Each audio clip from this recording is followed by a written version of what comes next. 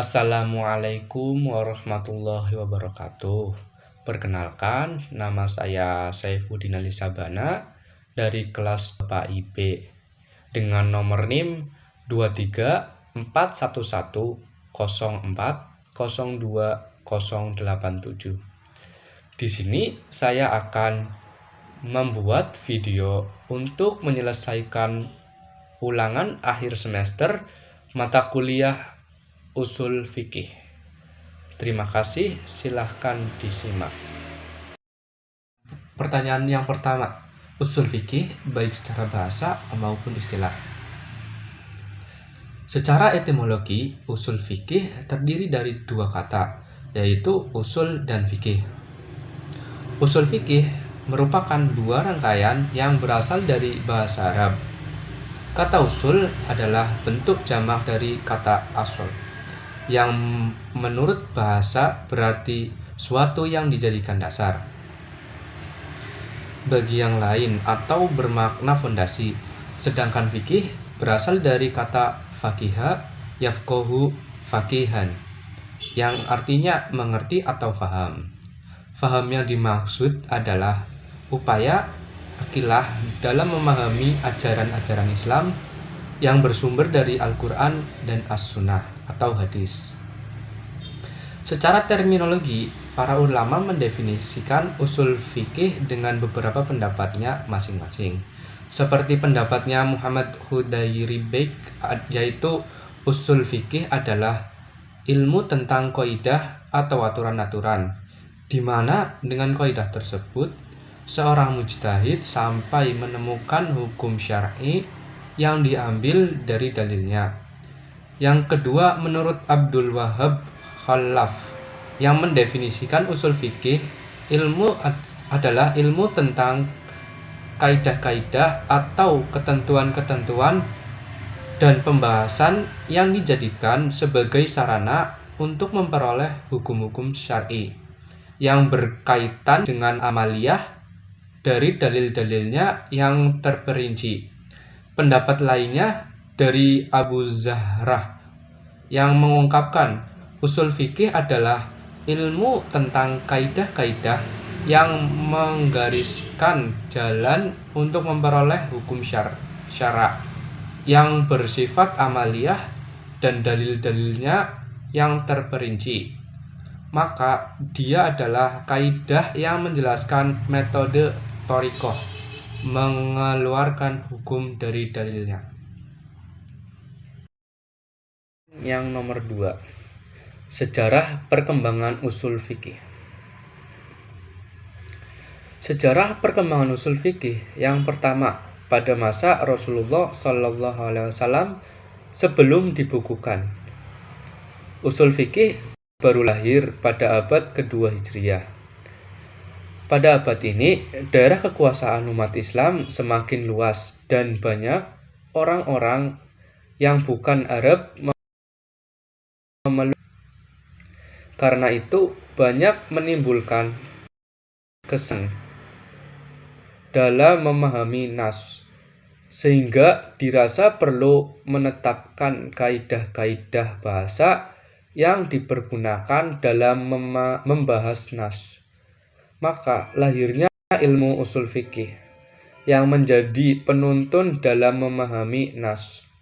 Yang kedua yaitu pada masa sahabat yang setelah wafatnya Rasulullah SAW memunculkan tantangan bagi para sahabat.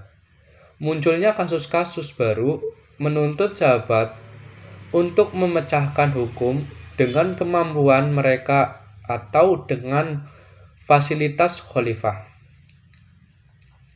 Sebagian sahabat sudah dikenal memiliki kelebihan di bidang hukum.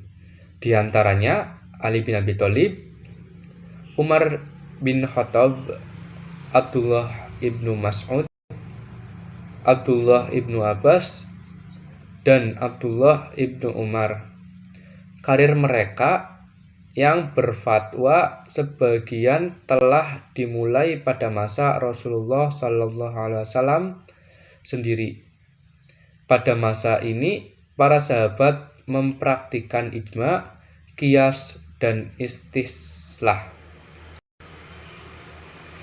Yang ketiga yaitu pada masa tabi'in. Tabi'in merupakan generasi setelah sahabat. Mereka bertemu dengan sahabat dan belajar kepada sahabat. Pada masa tabi'in, metode istinbat menjadi semakin dan meluas disebabkan bertambah luasnya daerah Islam, sehingga banyak permasalahan baru yang muncul. Banyak para tabi'in hasil didikan para sahabat yang mengkhususkan diri untuk berfatwa dan berijtihad, seperti Sa'id ibnu al-Musayyab di Madinah dan Alqamah ibnu al-Qais serta Ibrahim al-Nakhai di Irak. Para tabi'in memiliki tambahan rujukan hukum yang baru, yaitu ijma' asy-syahabi, ijma' ahl al-Madinah, fatwa as-sahabi, qiyas dan maslahah mursalah yang telah dihasilkan oleh generasi sahabat. Yang terakhir yaitu pada masa imam-imam mujtahid sebelum Imam Syafi'i. Imam Abu Hanifah, pendiri mazhab Hanafi, menjelaskan dasar-dasar istinbatnya yaitu berpegang kepada kitabullah. Jika tidak ditemukan di dalamnya, ia berpegang pada as-sunnah Rasulullah Sallallahu Alaihi Wasallam. Jika tidak didapati di dalamnya, ia berpegang kepada pendapat yang disepakati oleh sahabat. Jika mereka berbeda pendapat, ia akan memilih salah satu dari pendapat-pendapat itu, tidak akan mengeluarkan fatwa yang menyalahi pendapat para sahabat. Dalam melakukan ijtihad, Abu Hanifah terkenal banyak melakukan qiyas dan istihsan. Imam Malik, pendiri mazhab Maliki, dalam berijtihad juga mempunyai metode yang cukup jelas, seperti tergambar dalam sikapnya dalam mempertahankan praktik penduduk Madinah sebagai sumber hukum yang sangat menghargai amal orang-orang. Pertanyaan yang nomor 3. Sumber-sumber dalam pengambilan hukum Islam. Sumber hukum Islam yang pertama adalah ada Al-Quran. Al-Quran adalah wahyu Allah Subhanahu wa Ta'ala yang merupakan mukjizat yang diturunkan kepada Nabi Muhammad SAW sebagai sumber hukum dan pedoman hidup bagi pemeluk Islam. Jika dibaca menjadi ibadah kepada Allah, demikian juga firman Allah yang disampaikan kepada Nabi Muhammad SAW yang jika dibacanya bukan sebagai ibadah seperti hadis qudsi, tidak pula dinamakan Al-Quran. Allah Subhanahu wa Ta'ala menurunkan Al-Quran itu gunanya untuk dijadikan dasar hukum dan disampaikan kepada umat manusia untuk diamalkan segala perintahnya dan ditinggalkan segala larangannya. Isi pokok Al-Quran seperti sebagai tauhid kepercayaan terhadap Allah, malaikat-malaikatnya, kitab-kitabnya, para rasulnya, hari kemudian, qada yang baik dan buruk, tuntutan ibadah sebagai perbuatan yang menghidupkan jiwa tauhid. Selanjutnya ada janji dan ancaman. Al-Quran menjanjikan pahala bagi orang-orang yang mau menerima dan mengamalkan isi Al-Quran, dan mengancam mereka yang mengingkari dengan siksa. Hukum yang dihajati pergaulan hidup masyarakat untuk kebahagiaan dunia dan di akhirat. Yang kedua ada sunnah atau hadis. Sunnah menurut bahasa artinya perjalanan, pekerjaan, atau cara. Sunnah menurut istilah syara ialah perkataan, perbuatan Nabi Muhammad SAW dan keterangannya, yaitu sesuatu yang dikatakan atau diperbuat oleh sahabat dan ditetapkan oleh Nabi Muhammad SAW, tiada ditegurnya sebagai bukti bahwa perbuatan itu tiada terlarang hukumnya. Sebagian besar ayat-ayat Al-Quran yang mengandung hukum masih merupakan suatu hal yang secara garis besar, sedang untuk jelasnya diperlukan suatu keterangan oleh Nabi, misalnya perintah sholat dan zakat dalam Al-Quran, yang masih merupakan perintah mengeluarkan, sedangkan cara melaksanakannya tidak disebut-sebut. Maka untuk memberi keterangan diperlukan penjelasan dari Rasulullah SAW. Yang ketiga, ada ijma.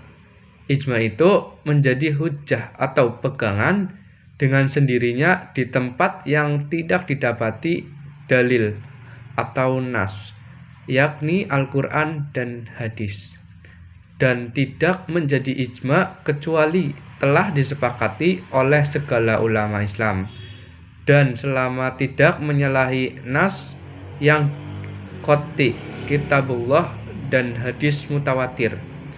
Kebanyakan ulama berpendapat bahwa nilai kehujjahan ijma ialah zanni, bukan qat'i. Oleh karena nilai ijma itu zanni, maka ijma itu dapat dijadikan hujjah atau pegangan dalam urusan amal, bukan dalam urusan i'tiqad. Sebab urusan i'tiqad itu mesti dengan dalil yang qat'i, sandaran ijma. Ada kalanya dalil yang qat'i yaitu Quran dan hadis mutawatir, dan ada kalanya berupa dalil dhanni yaitu hadis ahad dan qiyas. Jika sandaran ijma hadis ahad, maka hadis ahad ini bertambah nilai kekuatannya. Yang terakhir ada qiyas. Qiyas ialah menetapkan sesuatu perbuatan yang belum ada ketentuan hukumnya berdasarkan sesuatu hukum yang sudah ditentukan oleh nas, disebabkan adanya persamaan di antara keduanya. Qiyas menurut para ulama adalah hujjah syariah yang keempat sesudah Al-Quran, hadis, dan ijma. Dalam firman Allah, Quran surat Al-Hasyr ayat 2, yang artinya, hendaklah kamu mengambil itibar, ibarat perjalanan, hai orang-orang yang berfikiran. Karena itibar artinya suyashai biyashai, membanding sesuatu dengan sesuatu yang lain. Pertanyaan yang nomor 4 ada maslahah mursalah.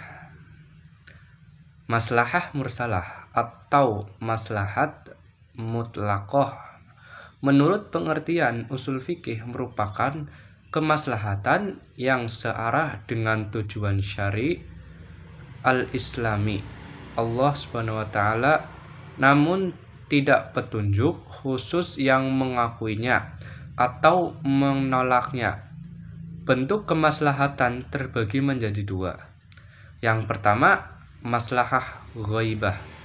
Artinya, maslahah yang sama sekali tidak ada dukungan dari syara, baik secara rinci maupun umum.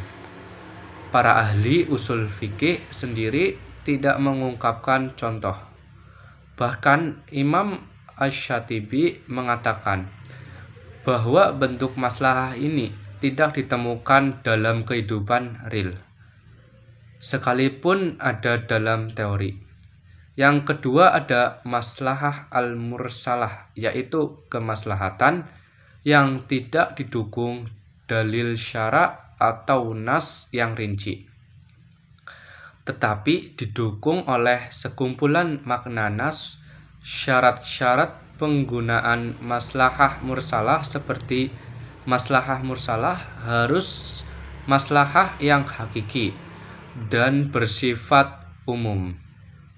Dapat diterima akal sehat bahwa hal itu benar-benar mendatangkan manfaat dan menghindarkan madharat secara utuh, sejalan dengan tujuan syara' dalam menetapkan hukum, yaitu kemaslahatan bagi seluruh manusia, tidak berbenturan dengan dalil-dalil syara' yang telah ada, baik dalam Al-Quran, hadis, maupun ijma', diaplikasikan dalam kondisi tertentu, di mana jika maslahah mursalah tidak digunakan, maka persoalan tidak akan selesai. Kedudukan maslahah mursalah sebagai dalil hukum syara'. Para ulama berbeda pendapat dalam menempatkannya sebagai dalil hukum syara'. Ulama Malikiyah menempatkannya sebagai dalil hukum yang dengan alasan bahwa ia adalah maslahat dan tidak ada petunjuk khusus yang menolaknya. Pertanyaan yang terakhir, contoh kegunaan memahami usul fikih dalam kehidupan. Contoh kegunaan memahami usul fikih dalam kehidupan sehari-hari seperti mengembangkan pemahaman hukum Islam, yang artinya usul fikih membantu memahami kaidah-kaidah dan dalil-dalil syar'i yang digunakan dalam penggalian hukum Islam.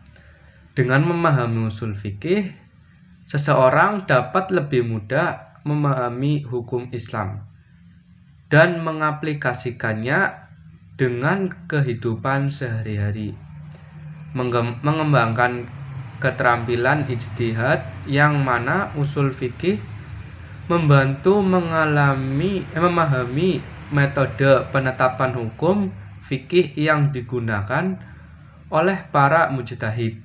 Dengan memahami usul fikih, seseorang dapat mengembangkan keterampilan ijtihad dan menghasilkan hukum syar'i yang sesuai dengan kebutuhan masyarakat. Mengembangkan pemahaman tentang metodologi ijtihad, yaitu usul fikih membantu memahami metodologi ijtihad yang digunakan oleh para mujtahid. Dengan memahami usul fikih, seseorang dapat lebih mudah memahami metodologi ijtihad dan mengaplikasikannya dalam kehidupan sehari-hari. Mengembangkan pemahaman tentang hukum syar'i, artinya usul fikih membantu memahami hukum syar'i yang berhubungan dengan perbuatan manusia. Dengan memahami usul fikih, seseorang dapat lebih mudah memahami hukum syar'i yang mengaplikasikannya dalam kehidupan sehari-hari. Mengembangkan pemahaman tentang kaidah-kaidah fikih dapat diartikan usul fikih membantu memahami kaidah-kaidah umum yang digunakan dalam fikih. Dengan memahami usul fikih, seseorang dapat lebih mudah memahami fikih dan mengaplikasikannya dalam kehidupan sehari-hari. Sekian penjelasan dari saya. Kurang lebihnya saya mohon maaf. Apabila ada perkataan yang kurang jelas, mohon dimaafkan. Terima kasih. Wassalamualaikum warahmatullahi wabarakatuh.